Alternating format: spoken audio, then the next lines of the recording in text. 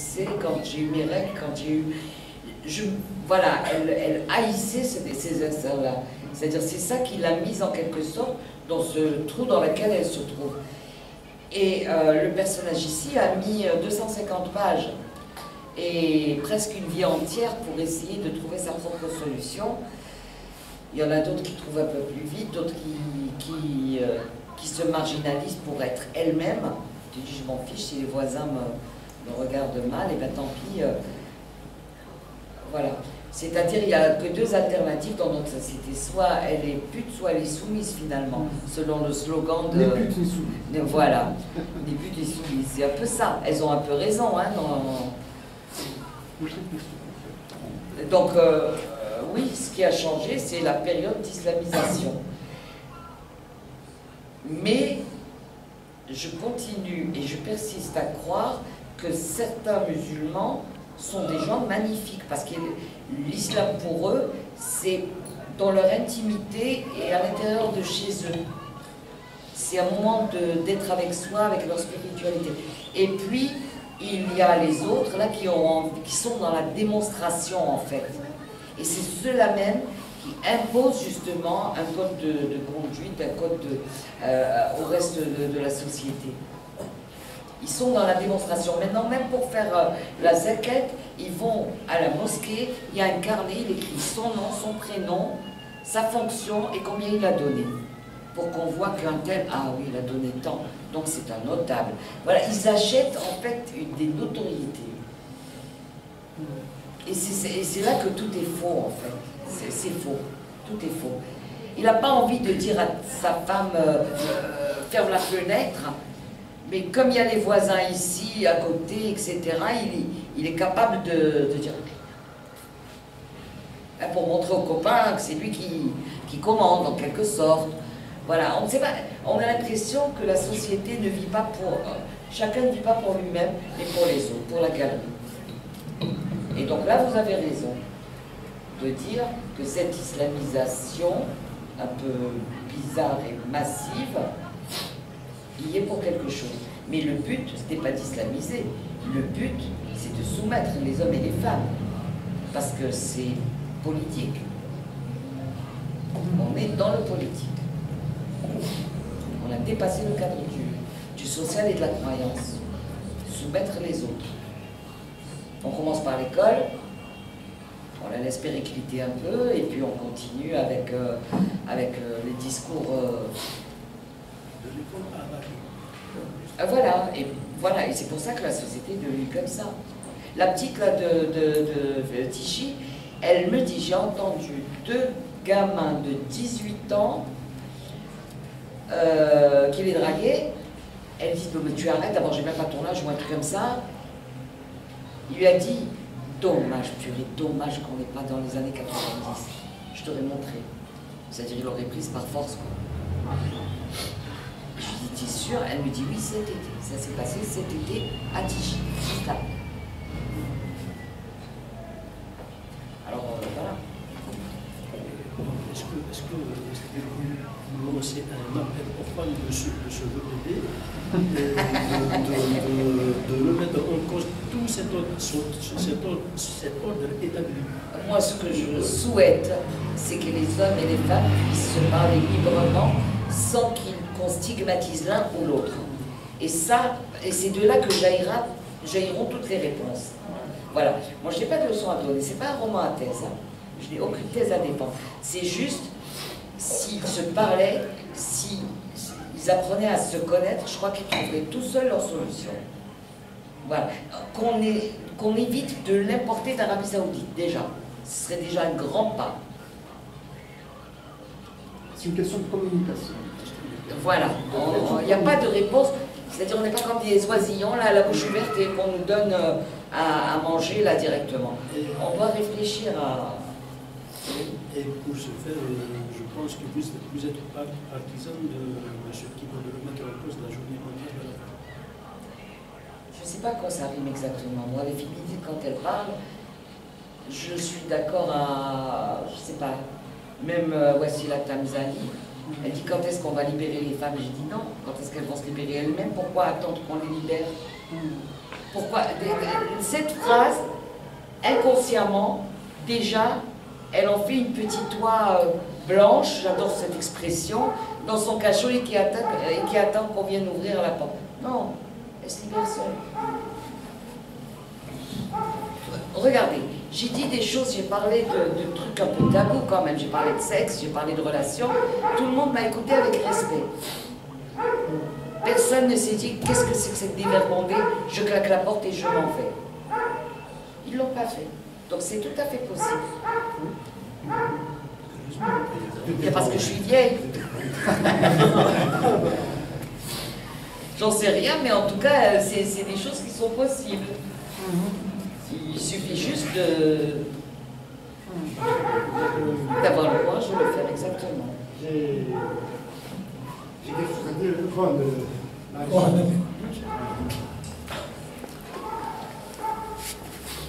Zoul, insuffisant.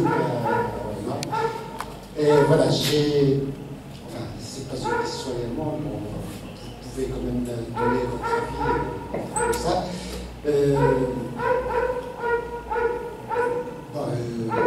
Je vois une solution parce que toujours on se demande comment casser le tabou, comment faire passer le message pour les enfants à propos de leur parler de sexe, etc.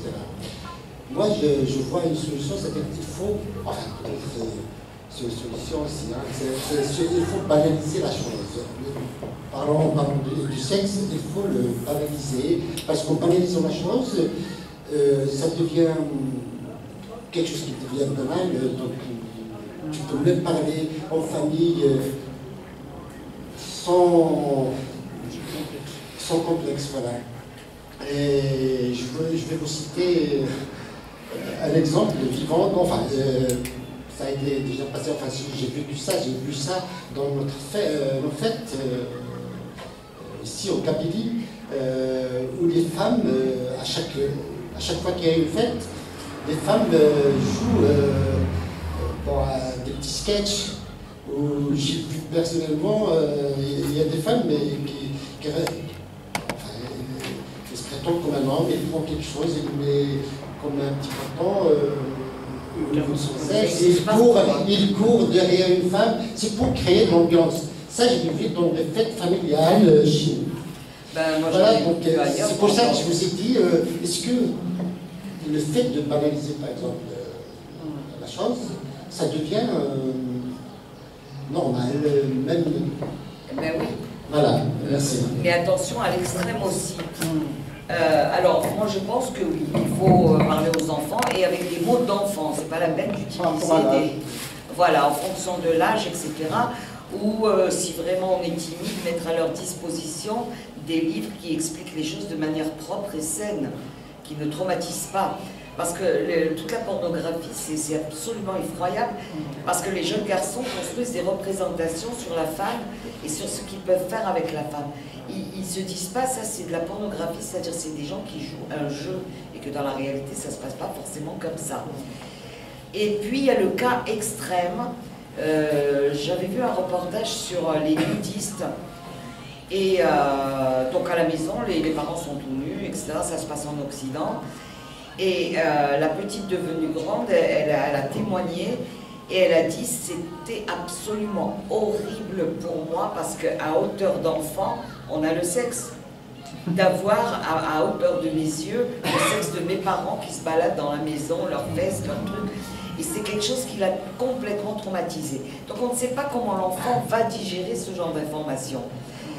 Voilà, donc c'est pour ça qu'il faut y aller par à-coups et voir comment lui, il en parle aussi. Parce qu'il ne suffit pas de dire, il faut voir comment lui, il en parle aussi. Donc je pense qu'il faut adapter son comportement avec les enfants. Mais ce qui est certain, c'est que même si les parents n'en parlent pas, au moins qu'il y ait une grande cousine, par exemple, qui parle à ces jeunes filles, qui a un peu d'expérience et qui est plus proche de l'âge et qui en parle, c'est que non. Non. Et c'est pour ça que les femmes vivent très mal, souvent, leur nuit de noces quand elles sont encore vierges. Le vaginisme. Voilà. Ça s'appelle le vaginisme, la peur de la pénétration. La peur. Elles sont Il y a complètement bloquées, un complètement. blocage comme Il y a ça. énormément de femmes qui n'ont jamais connu le plaisir sexuel. Oui. Jamais. Elles se demandent ce que c'est. Et un homme pense que quand il pénètre, mais ça j'en ai pas parlé, hein, mais il pense quand il pénètre une femme, elle jouit. C'est pas vrai. Et la même chose pour les hommes, lorsqu'il éjacule, il n'y a pas forcément le plaisir, l'orgasme. Donc vous voyez, et ça on parle de préjugés, on pense connaître l'autre et puis... Non, mais même en Europe, hein, les Bah femmes, oui, c'est oui. tabou. J'ai vu des reportages, par exemple, sur le point G. Il y a des ateliers qui se font en France où on apprend à la femme à découvrir son point G. Parce que même en France, le plaisir féminin est aussi tabou. Hein. C'est pas que chez nous. Il y a des ateliers comme ça avec des coachs où elle apprend aux femmes à découvrir leur point Oui, G. mais moi c'est pas un livre sur la sexualité, donc... Non, non, mais c'est juste pour dire. Non, juste pour vous dire que ce n'est pas quand même... Donc on raconte le parcours de cette femme, comment elle vit ces instants-là, comment elle vit le discours des autres, et qu'elle en souffre, hein, elle en souffre énormément. Donc elle peut sourire dans la rue, elle peut... Mais ça reste quand même une souffrance. Et ce serait bien qu'ils se comprennent. Oui. En fait, on ne peut pas parler de la liberté de la femme sans parler de la liberté de la société d'une façon générale. Une femme, un homme ne peuvent pas être libres dans une société qui ne l'est pas. Et il faut dire que la société algérienne n'est pas libre et ne veut pas l'être. Et les deux facteurs fondamentaux qui empêche la société algérienne de se libérer, c'est d'abord cette réticence face à la modernité, et elle est valable au niveau de toutes les couches. Il y a ce que le Tunisien Mohamed Chafi appelle la modernité hésitante. C'est qu'on veut, mais les hommes aimeraient bien que les femmes soient libres, mais ils se complaisent dans leur statut de dominant. Donc on ne peut pas, c'est-à-dire la liberté de la femme est conditionnée par celle de la société qui refuse cette liberté. C'est impossible, il ne faut pas qu'il y ait d'hésitation face à la modernité. On est soit moderne totalement, soit pas du tout. On ne peut pas être moderne à demi. Ça, c'est le premier point. Le deuxième, c'est la religion. Très souvent, on nous dit mais l'islam, non. Moi, je pense que les musulmans, oui, il faut les respecter parce que c'est des êtres humains qui ont choisi de croire en quelque chose. Ok, vous êtes libre. Mais l'islam est fondamentalement problématique. C'est une religion qui est, comme toutes les autres religions, très très violente. Et il faut s'attaquer au texte fondateur de l'islam d'une façon sans concession aucune. L'islam, c'est une religion violente qui prêche la violence tout le temps et tout au long du texte, notamment envers la femme. Donc ce texte-là, il faut lui ôter toute sa crédibilité parce que dès lors qu'il demeure une référence, même si on n'y croit pas aujourd'hui, demain on peut y revenir. Donc il constitue une menace permanente. Il faut ôter toute sa crédibilité au texte coranique et il faut pousser les hommes, tous les membres de notre société à ne pas hésiter face à la modernité. On est moderne totalement ou pas du tout. Et c'est comme ça que la femme va... Et quand je parle de la modernité, c'est par opposition à la tradition. Et notre tradition a érigé le mariage en institution sacro-sainte, incontournable. Un homme devient un homme quand il se marie. Il n'y a pas très longtemps, en Kabylie, la Kabylie qu'on se dit nous-mêmes Kabyle ouverte, etc., un homme n'a pas le droit d'assister à la Jama'a avant d'être marié. On devient un homme quand on est marié. La femme, elle fait sa vie quand elle est mariée. Donc il faut désacraliser le mariage aussi. Mouloud Ma'amli dit si bien, le mariage c'est la légitimation sociale du désir. Pourquoi légitimer socialement le désir et d'une façon aussi violente? Pourquoi imposer cette forme de légitimation? Et ça, c'est le paradigme traditionnel. Il faut sortir de l'archaïsme traditionnel. C'est notre culture kabyle qui est aussi archaïque. Il faut sortir de là. Donc, oui à la modernité, non à la tradition et non à la religion. Comme ça, on aura une société moderne, libre, où tout le monde peut disposer de son corps, de son être, en toute liberté. Bon, vous m'excusez pour cette digression, mais moi, je n'aime pas les choses admises. Il faut être radical, sinon ça ne marchera pas. À force de réitérer les concessions, il y aura toujours un monstre qui vous braquera en cours de route et qui vous empêchera d'aller au bout du chemin. Moi, je ne suis pas vraiment d'accord avec ce que vous dites quand vous dites que, justement, quand le monsieur dit, quand vous dites que l'islam est une violence, tout peut être une solution, mais en même temps, tout peut être une violence. C'est-à-dire que c'est des lectures qui en font de la violence ou qui en font une solution. Chacun a sa lecture de la chose. Si on est un radical, c'est normal. Si on est un pervers, on va voir que dans la religion, on va prendre que ce qui nous arrange, parce qu'on est pervers. Mais si on est, c'est-à-dire, par exemple, nos aïeux, ils prenaient dans l'islam sa généralité, sa bienfaisance et sa modestie. Les riches, ben c'est normal, il va prendre dans l'islam, il va trouver wallahi zakat, wallahi, etc. Donc c'est la personne qui en fait la lecture. Donc c'est notre intellect qui en fait la lecture. Je peux vous donner une voiture, par exemple. Mais si vous êtes une personne violente, vous allez rouler à 180.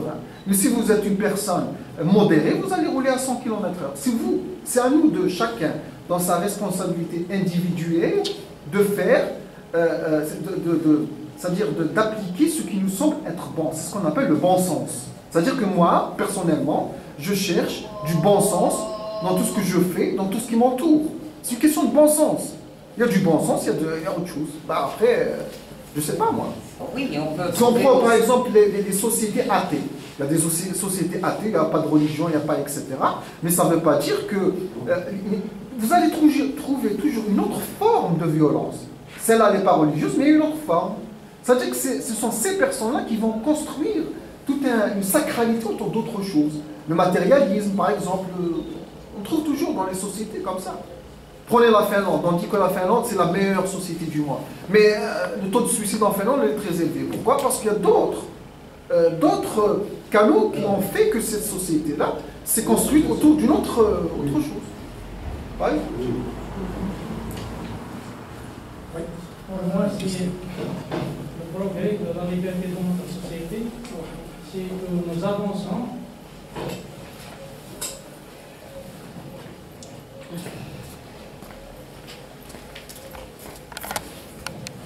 Je donne juste une vision de ce vivant. C'est on cherche à être plus libre. C'est juste en coupant les mauvais codes. Les mauvais codes qui ne nous laissent pas avoir une liberté soi-disant digne. Hein? C'est tout. C'est tout ce que je veux dire. On parle tous de liberté, mais il y a une liberté dans une atmosphère. Oui, mais quelle liberté aussi, vous avez raison. C'est pas juste Quelle en liberté, faisant des petites coupures par-ci par-là. Oui, quelle le liberté. travail de tous les scientifiques ou les écrivains, c'est pour casser les mauvais codes qui ne laissent pas, soi-disant, la femme à être libre, ou bien à s'exprimer, ou bien à faire de sa vie ce qu'il veut. Oui, et en ce sens, moi, les religieux ne me gênent pas tant qu'ils le pratiquent pour eux. Mais dès l'instant où ils sortent dans la société, ben, c'est les valeurs de la société qui devraient primer sur leurs croyances propres. Les personnes qui sont athées, c'est la même chose. Voilà, c'est-à-dire, j'ai cité tout à l'heure l'exemple de la femme qui se fait battre, moi, tant qu'elle... Bien sûr, je caricature ici. Hein. Elle se fait battre chez elle. Tant que battre ta femme, tu le fais et tu n'imposes pas ça aux autres. Comme règle générale, il y a par exemple le code de la famille aussi. c'est qu'on a imposé à toute une société un certain nombre de lois qui ne conviennent pas à tout le monde et qui ne correspondent pas à une forme de modernité aussi. Par exemple, la femme, elle travaille, elle peut perdre son emploi, etc. Pour la question d'héritage, elle reçoit la moitié de ce que reçoit son frère. Mais elle a les mêmes besoins, pourquoi elle recevrait la moitié? Et pourquoi le patrimoine doit appartenir au nom de famille? Et qu'est-ce que c'est que le nom de famille? Il y a certaines sociétés qui commencent à dépasser ce genre de... Et si on reste accroché à ça, ben effectivement, ça restera toujours comme ça. Si c'est son nom de famille, ben moi, sa sœur, je vais le perdre en me mariant ou un truc comme ça, parce qu'on a institué cela. Je vais m'appeler Madame Intel. Et donc, c'est lui qui va prendre le plus. Alors que j'ai les mêmes besoins. Donc voilà, je crois que tout ça, ça doit se réfléchir. Moi, qu'il y ait par exemple en termes de loi une égalité, ça c'est sûr. Maintenant pour la relation personnelle, c'est là où il faut essayer de respecter les autres, même si on a d'autres croyances ou d'autres... En ce sens-là, les musulmans ne me dérangent pas du tout. Mais je ne veux pas aussi les déranger. Je ne veux pas qu'ils se sentent dérangés par moi. J'ai envie de croire ou ne pas croire. Il ne faut pas que l'un et l'autre soient dérangés par l'autre. Sinon, il n'y a plus de vie possible. Et donc c'est une forme de liberté. Parce que tu parlais tout à l'heure de liberté, Armand. Mais quelle liberté exactement et jusqu'où la liberté? C'est-à-dire ce qui peut te paraître, toi, être une liberté, pour quelqu'un d'autre, c'est relatif, quoi, pour quelqu'un d'autre, tu empiètes sur la sienne. Donc ces choses-là, c'est-à-dire dans les relations humaines, moi, à mon sens, je me dois de rester humble et de me dire que tous les gens ne sont pas obligés de me ressembler. Mais qui ne m'agressent pas, c'est tout. On vit en toute intelligence. On n'est pas obligé de se ressembler. Chacun met son curseur de la notion de liberté. Voilà. On essaie de se rapprocher le plus possible, bien sûr, sinon il n'y a pas d'entente. Je ne sais pas.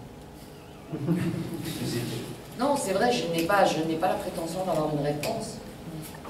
Et les réponses, c'est justement quand chacun de nous donne son avis et que le soir, en dormant, on essaie de réfléchir à ce qu'on a entendu ou à ce qu'on a dit. Et je crois que c'est ça le plus important. Mais si chacun reste dans ses certitudes, en fait, la personne n'avance pas et ne fait pas avancer les autres. Quand on est vraiment rigide dans ses croyances et ses certitudes. Quel que soit le bord d'ailleurs.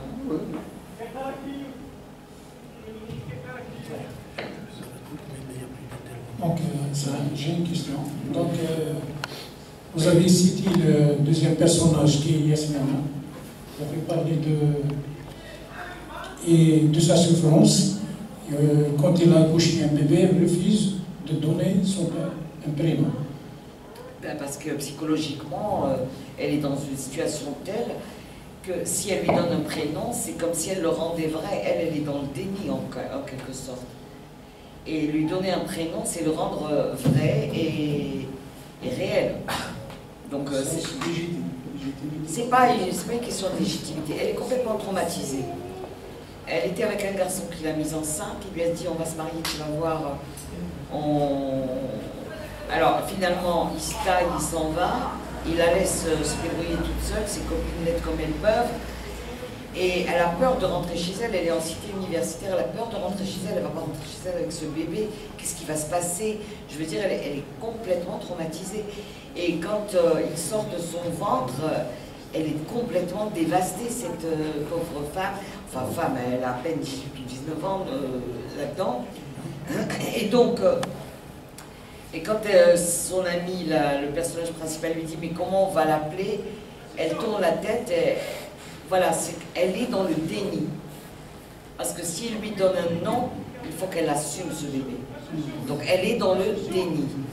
Et c'est son ami qui va donner un prénom aux jeunes garçons, mais dans le livre, il n'y a pas les mêmes personnages qu'on retrouve à chaque chapitre. C'est-à-dire à chaque période de sa vie, elle rencontre de nouvelles personnes, de nouvelles expériences, de nouvelles réflexions, de nouveaux questionnements. D'accord, et donc Yasmina, elle était dans son parcours d'étudiante. C'était son amie étudiante. Caché dans la cité universitaire. Et ses copines l'ont cachée en cité universitaire pour pas que les gens la voient, les profs, les camarades. Donc voilà. Justement, cette même conférence que vous êtes en train de tenir maintenant, est-ce que vous l'avez déjà faite en face de femmes? Parce que je ne sais pas comment les femmes, justement, bon, nous, on a des hommes, certes, mais bon, il y a la demoiselle ici, c'est la seule, je crois, spectatrice ici, mais comment est-ce que les femmes perçoivent votre écrit? Quels sont les retours? C'est-à-dire que, est-ce que vous avez, par exemple, ces femmes-là qui disent très bien, je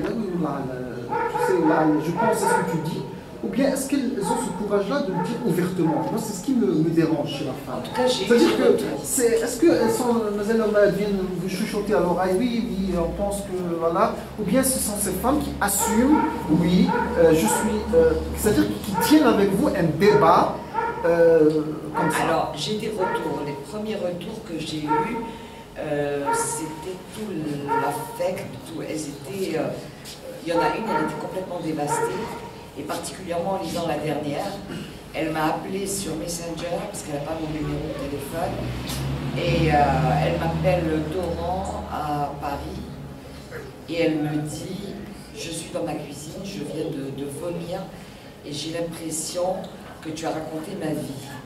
Et donc, ça l'a secouée à tel point qu'elle se sentait vraiment très mal. Il y a aussi des personnes qui se reconnaissent dans tel chapitre, dans tel autre, mais elle me dit c'est bien que tu en parles ouvertement. Avant-hier, c'était à l'université Mouloud Mamri, il y avait des jeunes filles, il y avait des femmes, des professeurs, etc. Et c'était aussi un peu le même discours, c'est-à-dire on soutenait l'idée avec moi qu'il faut absolument que les deux se parlent, et que c'est bien que les choses soient dites sans tabou. C'est-à-dire on ne peut pas être dans le déni maintenant, c'est comme si, voilà, c'est en face, et il faut absolument maintenant reconnaître qu'il y a de la souffrance chez ce sexe-là ou celui-là. Et puis j'ai reçu, je ne vais pas donner le nom de la jeune fille, je vais dans mon sac. Il y en a une, elle m'a écrit un message vraiment surprenant. Les autres, c'était à peu près la même chose. Il est rouge, il est là-bas, là-bas. S'il vous plaît. J'espère que je vais trouver rapidement pour ne pas vous regarder, mais j'étais... C'est moi. Mais, du coup... Le message, il est anonyme ou... Ah, je vais vous donner anonymement. Non, mais c'est-à-dire dans le sens où est-ce que... Non, moi je sais qui c'est. Oui, d'accord. Parce que dans le sens où quand, par exemple, nous on faisait des conférences, au lieu de dire les choses pour ne pas mettre les jeunes filles dans la difficulté, on disait écrivez-nous, nous on lira ce que... Non, elle m'a envoyé en message privé, ben je crois. Non, je sais dans ce sens-là l'anonyme, pas dans le sens... la personne. Mais non, je ne peux pas ouvrir. Bon, c'est pas grave. En tout cas, en substance, ce qu'elle a écrit, mais c'était très émouvant ce qu'elle a écrit, c'est pour ça que je voulais lire. En fait, elle a écrit, j'ai lu, je suis en train de lire votre livre, et je sens qu'il va, je ne sais pas si c'est le terme exact, pas guider sa vie, mais en tout cas lui ouvrir les yeux sur beaucoup de choses. Et elle a dit, elle a écrit un paragraphe comme ça, où elle m'a dit, et elle m'a remercié pour ce livre-là. C'est une étudiante, elle doit avoir dans les 22 ans. Alors, à la radio, il y a eu un journaliste, non pas à la radio, à la télévision, il me dit, vous devez faire votre livre, c'est des choses, c'est complètement dépassé, maintenant la femme algérienne est complètement émancipée. Eh ben non. Il ne m'a pas laissé le temps de développer, de parler. J'ai juste dit, oui, mais vous parlez des Algériens, Alger, c'est pas l'Algérie. Voilà. Même pas Alger, parce que je sais, mais j'avais pas le temps de parler, j'avais pas. Donc il y a des gamines de 22 ans, elles sont toutes jeunes, etc. Et qui se retrouvent quelque part. Donc peut-être que ce dialogue entre les deux est vraiment nécessaire. Voilà, j'ai écouté des jeunes hommes, des jeunes filles, ils sont tout jeunes, hein, et ils semblaient vraiment très attachés à ce problème-là. Ils sentent qu'il y a effectivement une rupture. Donc peut-être que moi je l'ai verbalisé, et avec tout le questionnement et du personnage principal, peut-être que voilà, je montre la route à ces jeunes-là, la route du questionnement. Justement, pourquoi il avait traité de roman choc, il l'avait qualifié de roman choc? Parce que je dis les choses sans tabou, je vais droit au but. Vraiment, quand elle dit par exemple, j'ai 18 ans et je ne veux plus être vierge, je ne sais pas comment je vais l'assumer, mais je vais le faire, je raconte cet instant, comment elle a vécu. Bien sûr, je ne vais pas utiliser des termes obscènes, je n'aime pas ça, l'obscénité, mais on comprend très bien ce qu'ils sont en train de faire. On comprend, je peux lire un passage, si vous voulez. Je vous laisse redécouvrir. et donc,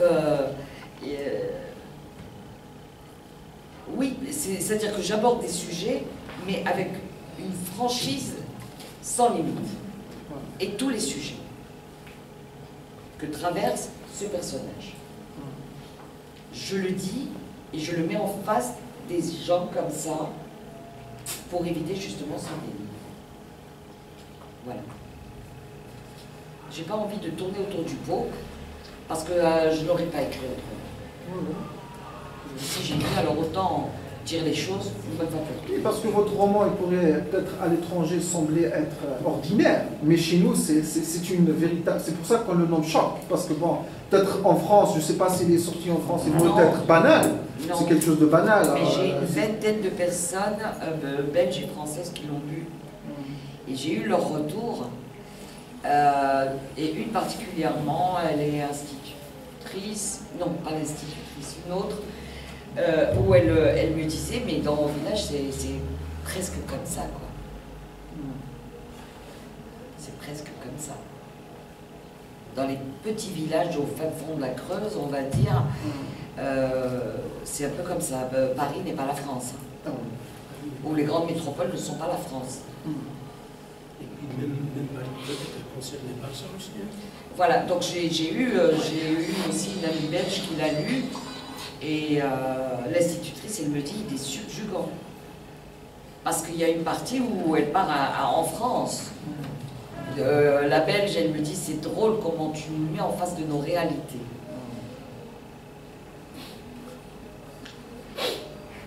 Donc voilà, je ne donne pas de nom des personnes, ça ne sert à rien. Non, mais il y a des personnes qui l'ont lu et j'ai eu un excellent retour. Elles l'ont senti dans leur chair aussi. Hein. Pas ce qui se passe là-bas, chez les Arabes, les Algériens. Non, elles l'ont senti vraiment. Donc...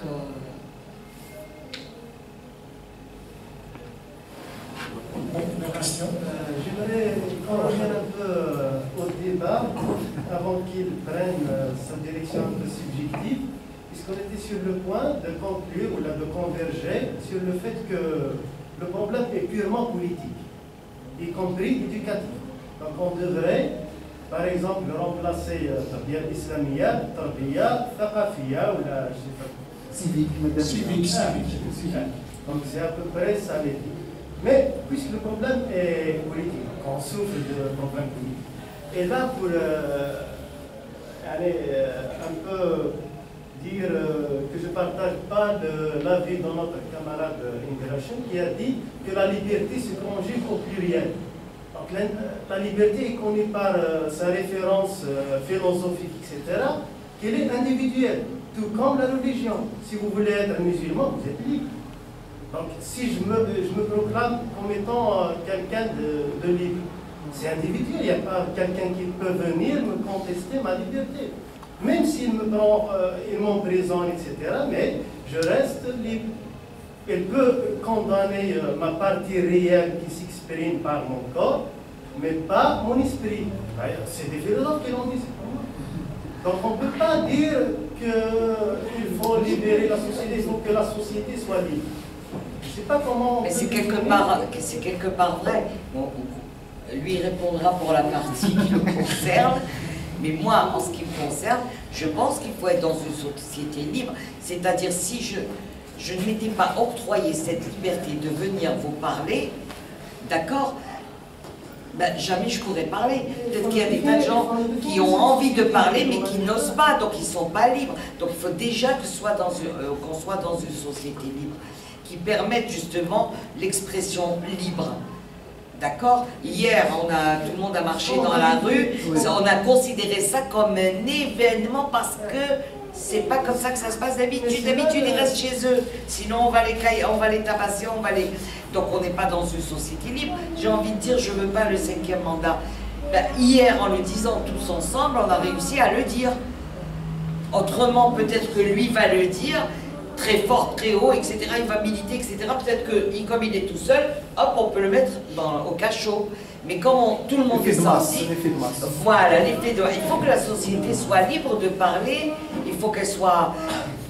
Voilà, et le côté musulman aussi, parce que Tahar Djaoud, par exemple, il a ouvert sa bouche, d'accord, on la lui a fermé. Qui je veux dire, il y a beaucoup d'universitaires, beaucoup de journalistes, etc. On les a tués parce qu'il ne fallait pas qu'ils parlent non plus. Là, on ne peut pas tellement accuser le système. On accuse les islamistes qui sont arrivés. Donc, voilà. Oui, qui sont responsables de leur acte. Non, mais il y a toute la société aussi. Comment on les a fait, nous, pourquoi on les a laissés rentrer? Donc on est responsables, nous aussi. Ce que je veux dire, c'est que la liberté est un aussi gros concept qu'on ne peut pas le réduire à la liberté. Oui, je suis d'accord avec vous. Mais les islamistes, là, qui sont venus tuer tout le monde, s'ils sont arrivés à rentrer jusque dans les maisons pour égorger les gens, c'est que quelque part on est complice, on n'a pas fait ce qu'il fallait faire. Donc voilà, on ne peut pas dire « Ah oui, c'est l'État, ah oui, c'est les islamistes ». Mais nous sommes tous responsables, on a cautionné ça. 4 mandats entiers. On a fermé notre gueule, on n'a rien dit, donc voilà, on est responsable aussi. Ben voilà, bon, les islamistes, on est responsables, tout le monde est responsable. Mais seulement, à quel moment les gens se sont parlé calmement? Ne serait-ce que pour ces questions politiques, par exemple. Je vois pas. En tout cas, s'il y a eu des discussions, ça n'a pas apporté le résultat. Et au point où il a voulu briguer un 5e. Donc il était vraiment sûr de lui, le mec. On est d'accord. On est responsable. Il y a de la corruption, on est responsable. Vous allez à la mairie, il faut glisser quelque chose pour avoir un papier. Si je glisse, je suis responsable. Donc on est tous responsables. Moi, pour moi, on l'est tous. Et on n'est pas dans une société de liberté. Parce que quand on est libre, on peut parler, on peut se réunir, on peut discuter. Mais ça peut-être que ça va venir. Nous, on a raté ma génération. On attend la vôtre. La liberté ne peut être que plurielle. À partir du moment où on cherche notre propre liberté à soi, on ne peut pas l'exprimer, on ne peut pas la vivre réellement. Imaginez un tout petit peu qu'avec tous les tabous que vous avez brisés depuis tout à l'heure, qu'on refuse justement que vous ayez brisé ces tabous. Est-ce que vous allez parler à qui? Vous allez vous exprimer à qui? Déjà, vous avez eu cette liberté de parler. C'est parce qu'on a accepté ça.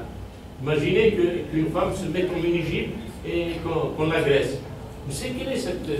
Elle va aller jusqu'où, cette liberté? Là où elle va, elle est agressée.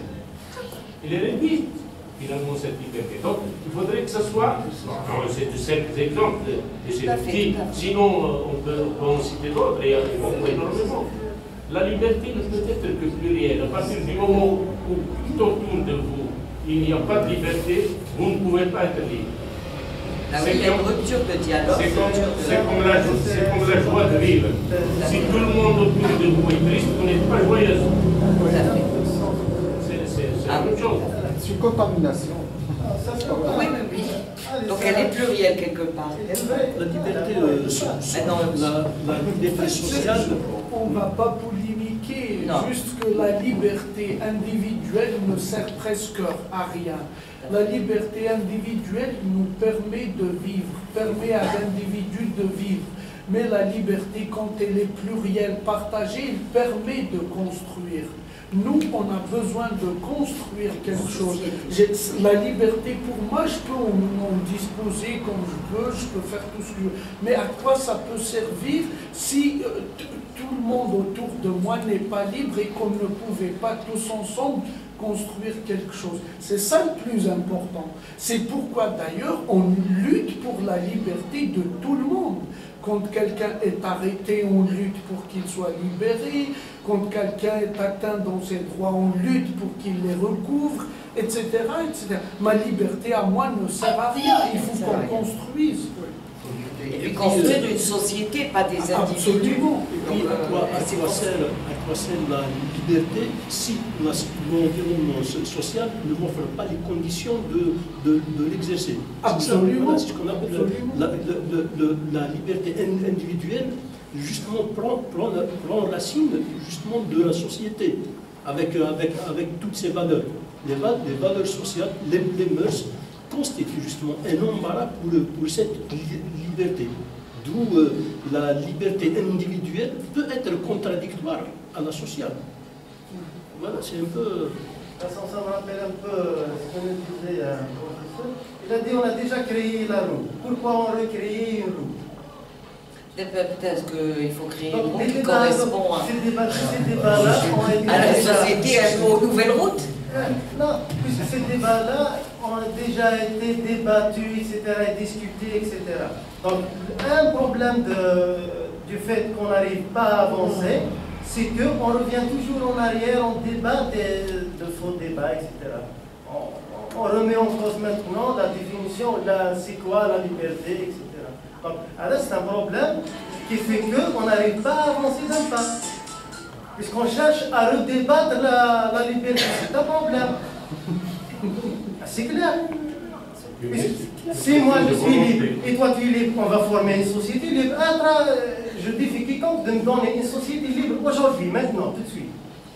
Ah oui. Donnez-moi un exemple de société relativement libre, mais libre, je vous donne entièrement raison, il n'y en a pas. C'est pour ça que je vous dis que la liberté ne se conjugue pas au pluriel, elle est individuelle. C'est clair, à des phrases. C'est ça fait longtemps. Non.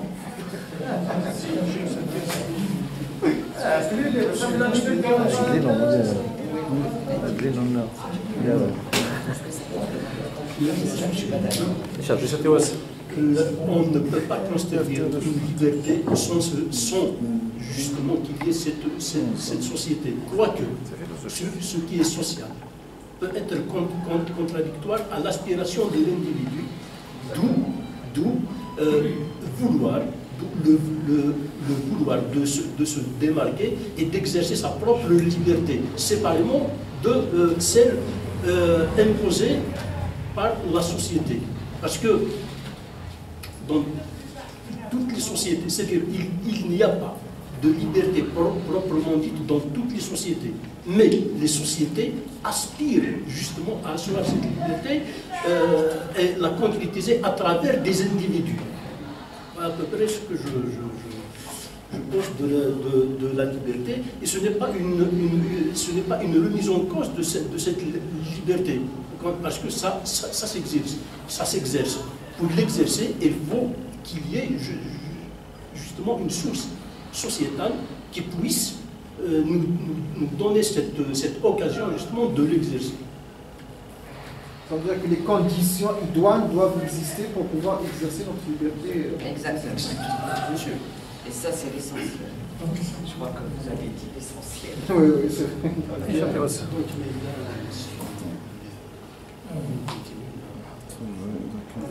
Donc voilà. Puisqu'ils sont venus d'Alger, ils ont fait 6h30 de route. En cours de route, ils étaient contraints de faire demi-tour parce que la pénétrante était fermée par les citoyens, pour des raisons qu'on ignore. Donc on met fin à cette rencontre qui est franchement passionnante.